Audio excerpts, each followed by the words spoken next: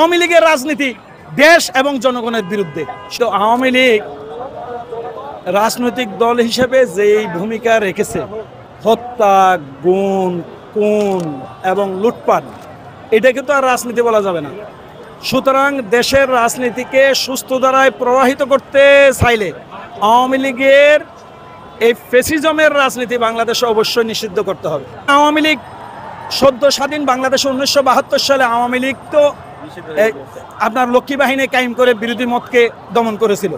এরপরে 75-এ বাকশাল কায়েম করে একদলীয় শাসন কায়েম করছে এবং শেখ হাসিনার 2008 থেকে 24-এর নির্বাচনগুলো যদি আমরা দেখি, তাহলে 2008 সালের বিতর্কিত নির্বাচন সেনা সমর্থিত সরকারের অধীনে, 12 সালে ভোটারবিহীন নির্বাচন, 18 সালে আপনার রাতের ভোট, দিনের ভোট রাতের, এবং 23 সালে যে ডামি নির্বাচন। তো গণতন্ত্র তো আওয়ামী লীগ হত্যা করে দিয়েছে।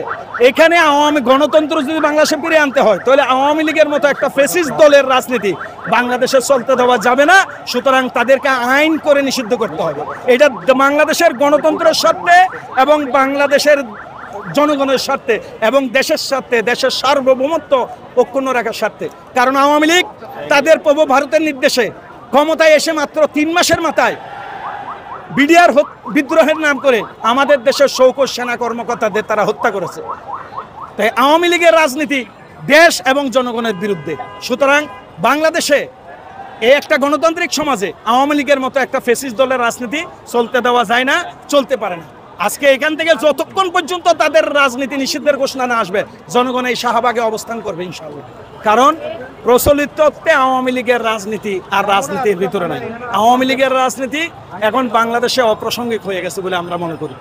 সুতরাং অতি দ্রুত আওয়ামী লীগকে নিষিদ্ধ করতে হবে।